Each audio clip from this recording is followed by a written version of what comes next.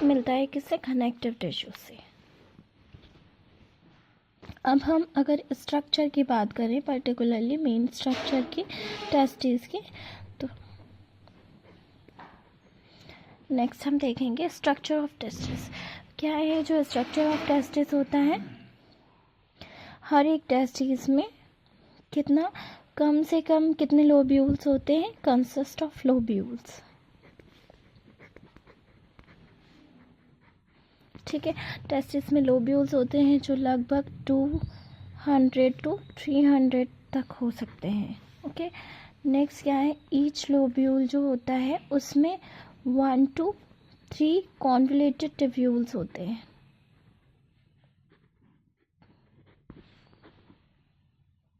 Loops या tubules.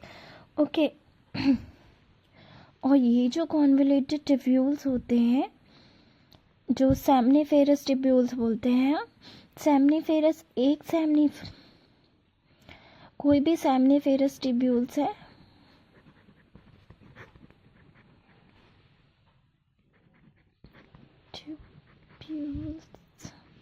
Seminiferous tubules जो होता है उसमें 2 तरीके के सेल्स होते हैं। एक germ cell, male germ cell, germ cell, और दूसरा क्या होता है? Sertoli cell, Sertoli cell. ये सर्टोलाई सेल होते हैं, वो क्या करते हैं? न्यूट्रिशन प्रोवाइड करते हैं किसको? जर्म सेल को। और यही सेमनीफेरस ट्यूब्यूल्स जो होते हैं वहाँ पे क्या होता है? स्पर्म डेवलपमेंट होता है।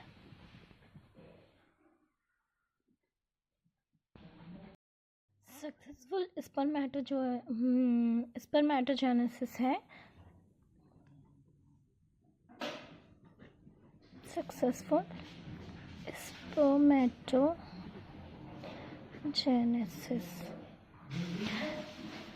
सक्सेसफुल स्पर्मेटोजेनेसिस के लिए ज़रूरी है कि जो टेस्टिस है, सक्सेसफुल स्पर्मेटोजेनेसिस के लिए ज़रूरी है कि जो टेस्टिस है उसको टेम्परेचर मिले 3 डिग्री सेल्सियस से बिलो। कितना? 3 डिग्री सेल्सियस से बिलो टेम्परेचर मिले स्पर्म के प्रोडक्शन के लिए टेस्टिस को। सो इसीलिए टेस्टिस जो है स्क्रोटम वाला, टेस्टिस स्क्रोटम में होती है। स्क्रोटम वाला पार्ट एब्डोमिनल कैविटी से बाहर होता है, ताकि क्या है, हमारी बॉडी का जो टेम्परेचर है, बॉडी के टेम्परेचर से 2 to 2.5 बिलो टेम्परेचर मिलना चाहिए टेस्टिस को, ताकि क्या हो, स्पर्म प्रोडक्शन हो। ये ज़रूरी है। स्पर्मेटिक कॉर्ड जो है वो कहाँ है? इसी से ही सस्पेंडेड होता है टेस्टिस।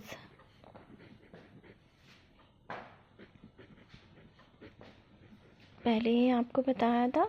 नेक्स्ट क्या है? जो स्पर्मेटिक कॉर्ड होता है,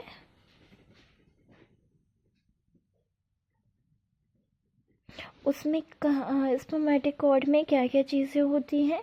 एक तो टेस्टिकुलर आर्टरी होती है,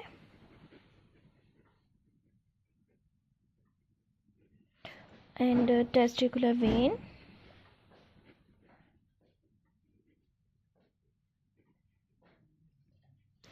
इसके अलावा डिफरेंट डक्ट,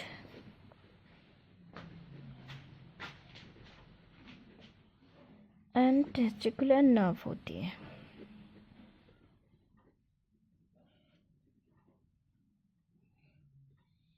तो हम फंक्शन पढ़ेंगे तो जो सेमिनल वेसिकल्स होती है वो कॉन्ट्रैक्ट करती है, तो एक्सपेल होता है कंटेंट्स।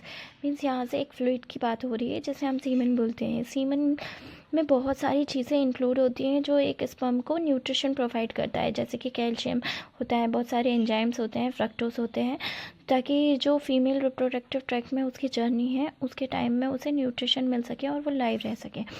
सबसे इसमें एक इम्पॉर्टेंट बात ये है कि जो स्पर्म होता है ये बहुत सारे ग्लैंड से होके जो मेल रिप्रोडक्टिव ट्रैक्ट से जा रहा है, तो ये इसे एक एल्कलाइन मीडियम प्रोवाइड करते हैं, क्योंकि फीमेल जो रिप्रोडक्टिव ट्रैक है उसमें बहुत सारे एसिडिक बैक्टीरिया होते हैं। अगर ये एल्कलाइन नहीं होगा तो यहाँ इसकी डेथ ईज़िली हो जाएगी। तो ये इसे एल्कलाइन मीडियम होता है वो बनाते हैं, एल्कलाइन एनवायरनमेंट प्रोवाइड करते हैं ताकि ये एसिडिक मीडियम में जाए तो जो एनवायरनमेंट हो न्यूट्रल हो जाए और ये लाइव रह सके काफ़ी टाइम तक। नेक्स्ट हम बात करते हैं इजैकुलेटरी डक्ट। जो इजैकुलेटरी डक्ट होती है वो टू ट्यूब्स टाइप स्ट्रक्चर होता है, अबाउट 2 सेंटीमीटर लॉन्ग होता है ये। ओके, 2 सेंटीमीटर लॉन्ग होता है, ये ट्यूब्स टाइप स्ट्रक्चर होता है, 2 सेंटीमीटर लॉन्ग होता है। ये कैसे बनता है? By the union of duct from seminal vesicles.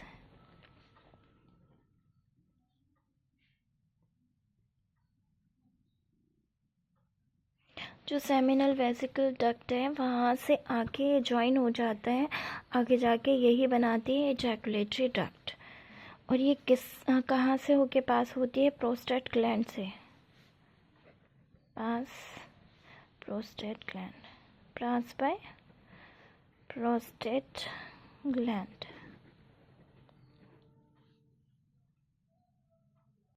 तो मैं अब आपको डायग्राम के थ्रू बताती हूँ। यहाँ ब्लैडर है, ब्लैडर के बाद ये प्रोस्टेट ग्लैंड है, तो यूरेथ्रा और ये इजैकुलेटरी डक्ट से सीमन आता है, दोनों ही का वे सेम है।